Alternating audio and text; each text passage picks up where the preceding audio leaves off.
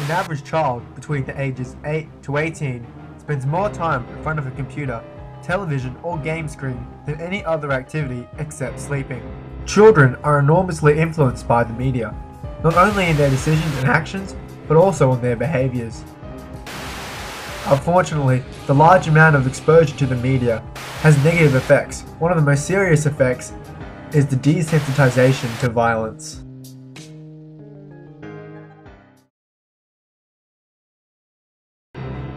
By the time a child is 18 years old, he or she will witness on television 200,000 acts of violence, including 40,000 murders. It doesn't really affect me, because I'm exposed to so much violence. You see it everywhere. It's not really something that I'm new to, because I've seen so many horrible, violent things. In video games, I do it all the time. Like, killing isn't really something that that bothers me. So anything that has anything violent related, I don't care. On December 30th, 2006, just about everyone was sitting in front of the computer screen watching the execution of Saddam Hussein, where his own death was recorded and posted all over the world for people to see. Not only adults, but children were able to see the death of a human just a click away. Our media makes us so desensitized that it no longer troubles us to see a dead body, but instead, we immediately look online so we have something to talk about with our friends. Unfortunately, the internet is limitless, and you can post, publish, or view practically anything. Violence is also becoming more evident. This summer has seen an increase in violent movies. Movies such as The Avengers, X-Men, and The Dark Knight show characters children look up to engaging in acts of violence.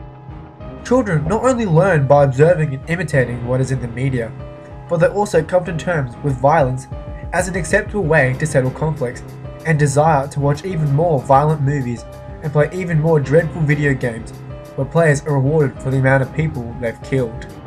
Over 85% of games contain some violence, and approximately half of the video games include serious violent actions.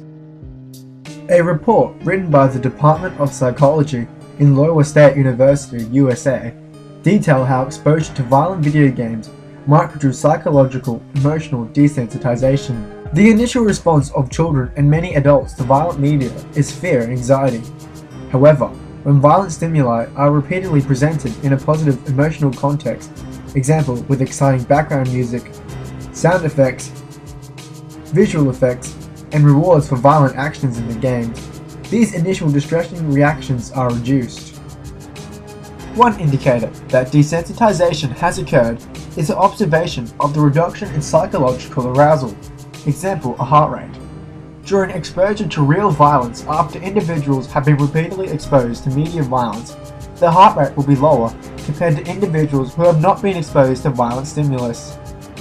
Once desensitization has occurred, new presentations of real violence instigate different cognitive and affective reactions than would have occurred in the absence of desensitization. For example, desensitized people might be less likely to notice aggressive events, feel less sympathy for violent victims, believe the world is a less safe place, and have less negative attitudes towards violence. These cognitive and affective sequelae are critical determinants of subsequent episodic decisions and actions. Violent gaming changes the brain structure of young people. When they put them in MRI scanners, they find that they feel no emotion when killing people, and that they actually feel slight pleasure. I think children struggle to distinguish between reality and fiction, and that is why we're getting a more and more violent society where people can do things like the Columbine shooting. We're looking at video now from inside that theater. It appears to be On July 20th, 2012, during a midnight showing of The Dark Knight Rises in Colorado, a gunman wearing a gas mask opened fire inside a theater, killing 12 people and injuring 58 others. The man responsible was 24-year-old James Holmes. At the time of his arrest, Holmes allegedly identified himself as the Joker. Due to Hollywood's overemphasis on violence on a regular basis, We are so desensitized, it is no longer wrong to kill others. In movies, we even are sorry and make excuses for the killer, not the victims. And violent video games make us feel glorified and excited when human blood is splashed all over the wall. In the movies and on television, we no longer cry because an actor has been killed, and we no longer believe it's wrong. We only sit and watch, sometimes even laugh.